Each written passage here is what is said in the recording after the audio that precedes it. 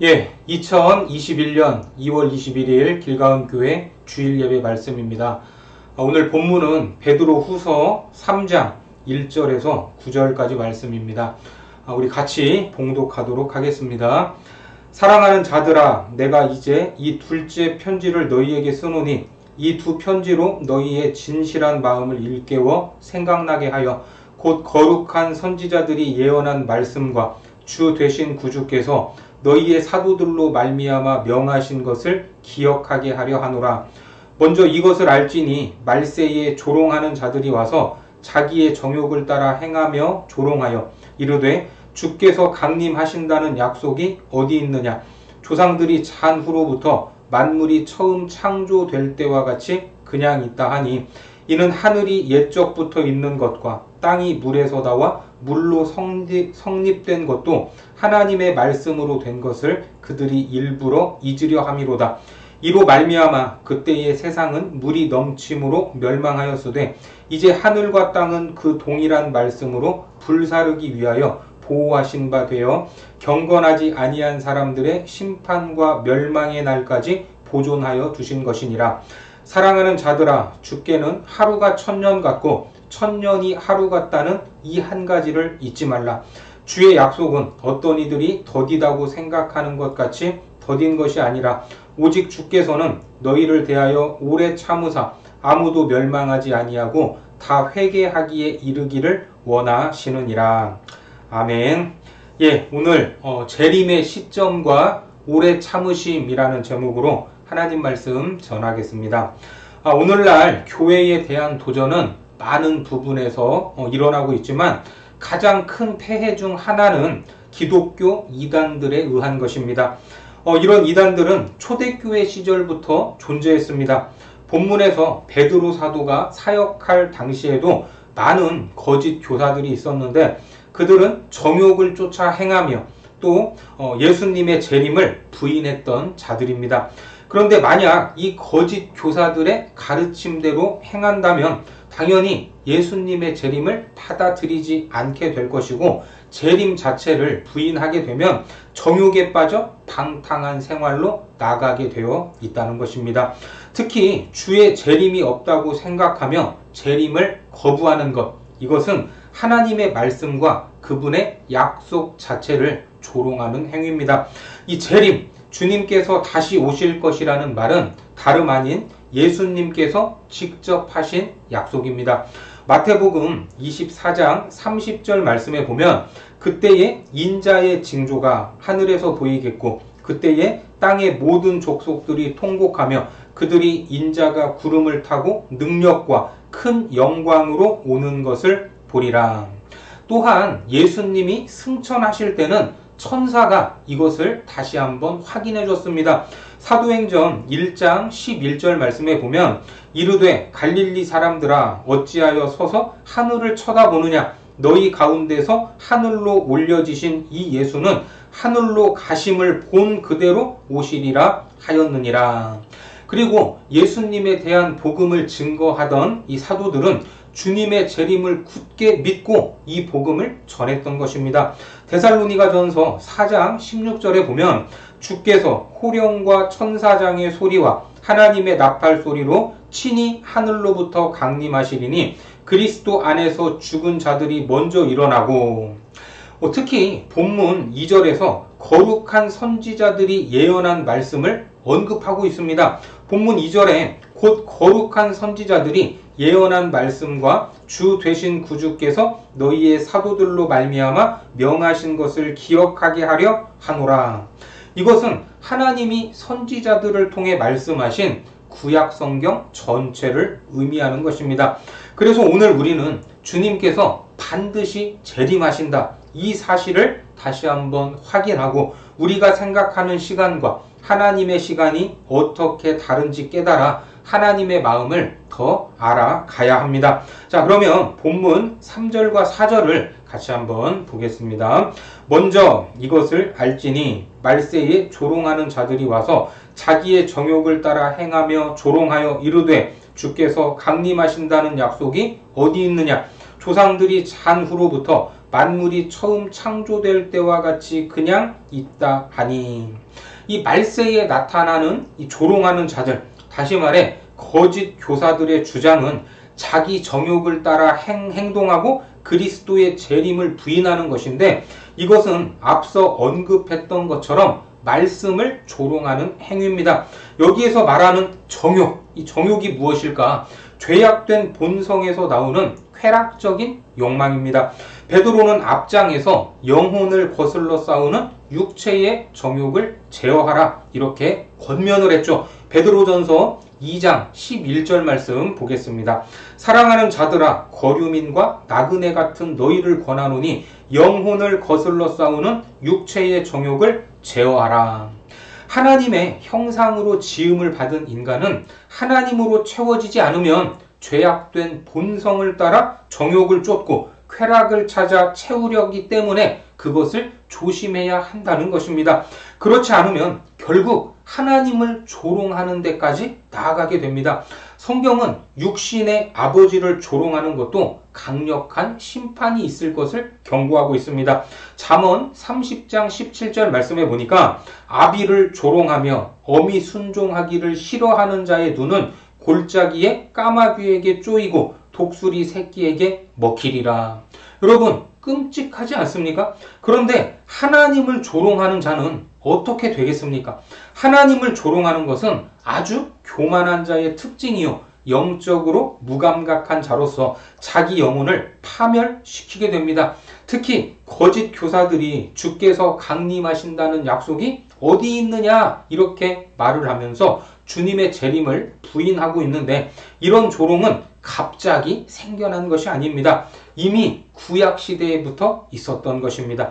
주의 재림을 거부하는 자들은 조상들이 살던 시대부터 지금까지 만물이 잘 보존되어 있었고 앞으로도 아무 일이 일어나지 않을 것이다, 이렇게 이야기를 합니다. 그것이 본문 4절이죠. 4절 말씀에 보니까 이르되 주께서 강림하신다는 약속이 어디 있느냐? 조상들이 잔 후로부터 만물이 처음 창조될 때와 같이 그냥 있다 하니. 이게 무슨 말입니까? 한마디로 지금까지 하나님의 통치가 없었다는 말입니다. 그러나 주의 재림은 앞서 본 것처럼 예수님과 천사 그리고 사도들의 증언을 통해 잘 알려져 있었습니다.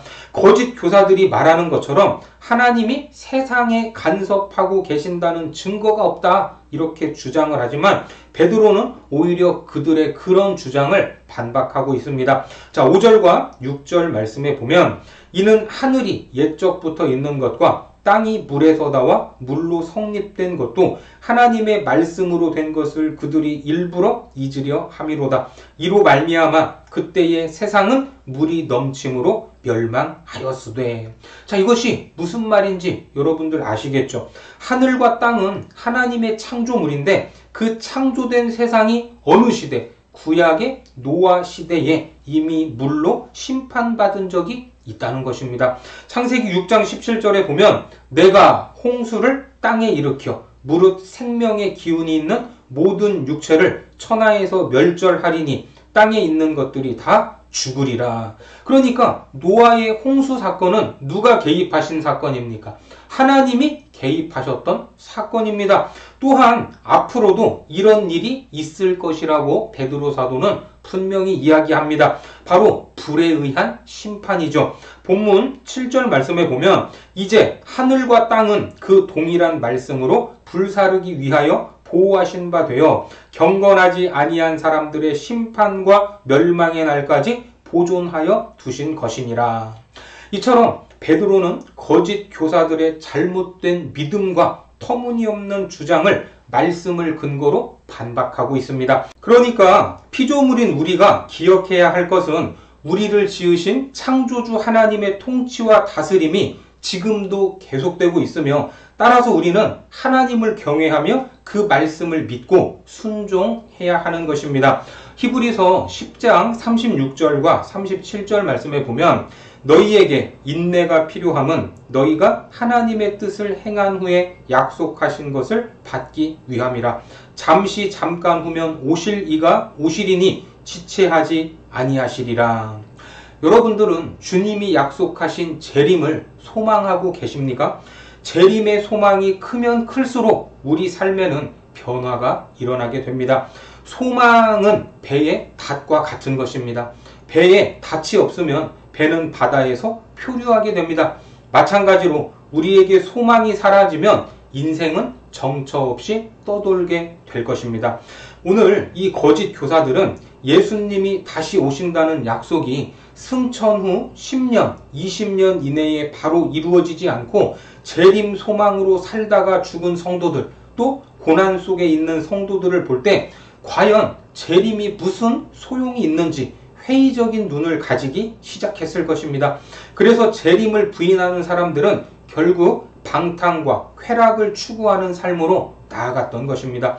오늘날에도 하나님의 살아계심을 믿고 믿음 생활을 잘 하다가도 이런저런 일들로 인해 하나님의 역사하심을 의심하다가 하나님을 끝내 불신하는 사람들이 있습니다.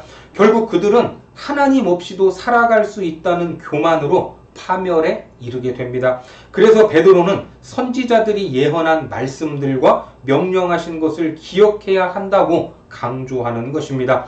역사를 제대로 아는 사람은 미래를 예측할 수 있습니다.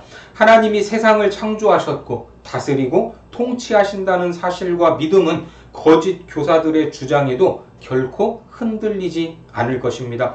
또한 마지막 때를 살아가면서 오히려 깊은 믿음을 갖게 하고 끝까지 예수님을 삶의 소망으로 모시고 살아가면서 인생의 방향을 올바르게 잡아갈 수 있는 것이기 때문입니다.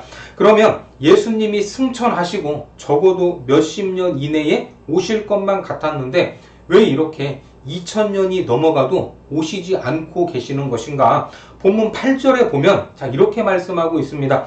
사랑하는 자들아, 주께는 하루가 1000년 같고 1000년이 하루 같다는 이 한 가지를 잊지 말라. 그렇습니다. 하나님의 시간은 우리가 생각하는 시간과 개념이 다르다 하는 것을 알아야 합니다. 하루가 1000년 같고 1000년이 하루 같다. 이 말은 시편을 인용한 말씀입니다. 시편 90편 4절 말씀에 보면 주의 목전에는 1000년이 지나간 어제 같으며 밤의 한순간 같을 뿐이니이다. 그러니까 우리 입장에서는 2000년이나 지나가고 있지만 하나님의 입장에서는 이틀이 지나간 것과 같다는 것입니다. 오히려 그 순간보다 더 짧습니다. 이렇게 말하는 이유는 예수님의 재림의 때가 사람이 이해하는 시간 개념으로 계산할 수 있는 것이 아니라는 말이죠. 1000년이 지난다고 하더라도 하나님께는 하루에 불과할 수 있습니다. 하나님의 생각과 뜻은 인간의 그것을 뛰어넘는다 하는 것을 우리는 인정하고 고백해야 합니다. 그러면서 뭐라고 말씀합니까? 하나님의 마음을 전하고 있습니다. 본문 9절 말씀에 보면 주의 약속은 어떤 이들이 더디다고 생각하는 것 같이 더딘 것이 아니라 오직 주께서는 너희를 대하여 오래 참으사 아무도 멸망하지 아니하고 다 회개하기에 이르기를 원하시느니라. 이것이 예수님의 재림이 지연되는 듯한 느낌을 주는 근본적인 이유입니다. 한 사람도 멸망하지 않고 회개하여 구원에 이르기를 바라신다는 것입니다. 다시 말해 하나님의 사랑 때문에 예수님의 재림이 지연되는 것입니다. 따라서 하나님의 사랑으로 회개와 구원에 이르는 자들은 재림의 지연에 대해서 불평할 수 없는 것이죠. 하나님은 모든 사람이 구원받기를 원하시지만 많은 사람이 하나님의 부르심에 거부하는 것, 이것이 우리가 바라보고 있는 현실입니다. 그래서 먼저 믿은 우리는 답답할 수도 있는 것입니다. 그러나 하나님은 죄에 대한 심판 계획이 있으시면서도 대부분은 오래 참고 기다려 주실 때가 많았습니다. 요나서 3장 10절 말씀에 보니까 하나님이 그들이 행한 것 곧 그 악한 길에서 돌이켜 떠난 것을 보시고 하나님이 뜻을 돌이키사 그들에게 내리리라고 말씀하신 재앙을 내리지 아니하시니라. 하박국 1장 13절에 주께서는 눈이 정결하심으로 악을 참아 보지 못하시며 패역을 참아 보지 못하시거늘 어찌하여 거짓된 자들을 방관하시며 악인이 자기보다 의로운 사람을 삼키는데도 잠잠하시나이까? 이처럼 재앙을 거두시고 하나님께로 돌이키도록 기회를 주시고 기다리시는 것입니다. 이때 인간의 시간은 유한하기 때문에 조급함이 생기지만 하나님의 시간은 무한합니다. 그분이 창조주요 절대 주권자이시기 때문입니다. 절대 주권은 전지전능하며 시간과 공간에 제약을 받지 않는 것입니다. 따라서 우리가 판단할 수 없을 정도로 하나님의 사랑, 하나님의 공의는 온전하다는 것을 믿으시기 바랍니다. 그때 우리는 백성을 사랑하지만 반드시 심판하시는 하나님, 오래 참고 기다리시는 하나님의 사랑을 불신자들에게 전해야 합니다. 하나님이 오래 참으시는 이유는 아무도 멸망하지 않고 모두 다 회개하여 구원에 이르기를 원하시기 때문입니다. 그래서 예수님의 재림이 늦어지는 것처럼 오늘도 느껴지는 것이죠. 그 이면에 한 사람이라도 더 구원 얻게 하시려는 하나님의 온전한 사랑이 있음을 우리는 알아야 합니다. 하지만 끝이 없는 것은 아닙니다. 마태복음 24장 14절 말씀에 보면 이 천국 복음이 모든 민족에게 증언되기 위하여 온 세상에 전파되리니 그제야 끝이 오리라. 이 말씀대로라면 주님의 재림을 조금 더 앞당기는 방법은 복음 전파밖에 없다는 것입니다. 우리도 그 복음을 들었기에 구원을 받았고 우리가 돌아오기까지 오래 참고 기다리신 하나님의 사랑이 있었음을 기억하시기 바랍니다. 하나님이 정하신 재림의 때를 우리가 알 수 없지만 그때가 모든 사람에게 가장 완벽한 때라는 것을 믿으시고 오늘도 재림에 관한 약속을 확신하고 그날을 소망하며 신랑 되신 주님을 맞이하도록 거룩하게 준비된 신부요 하나님의 마음을 아는 거룩한 백성들이 되시기를 주님의 이름으로 축복합니다. 기도하겠습니다. 하나님, 우리가 살아가는 이때가 마지막 때라는 것을 믿습니다. 주님의 승천과 동시에 다시 오실 주님을 기다렸지만 벌써 2000년이라는 시간이 흐르고 있습니다. 하지만 1000년이 하루 같은 하나님의 시간, 아니 영원하신 하나님의 지혜를 우리가 다 알 수 없사오니 오늘도 오래 참고 기다리시는 하나님의 마음으로 재림의 약속을 붙잡고 소망하며 주어진 삶에서 천국 복음을 전하는 거룩한 백성들 되게 하여 주옵소서. 예수님의 이름으로 기도드립니다. 아멘.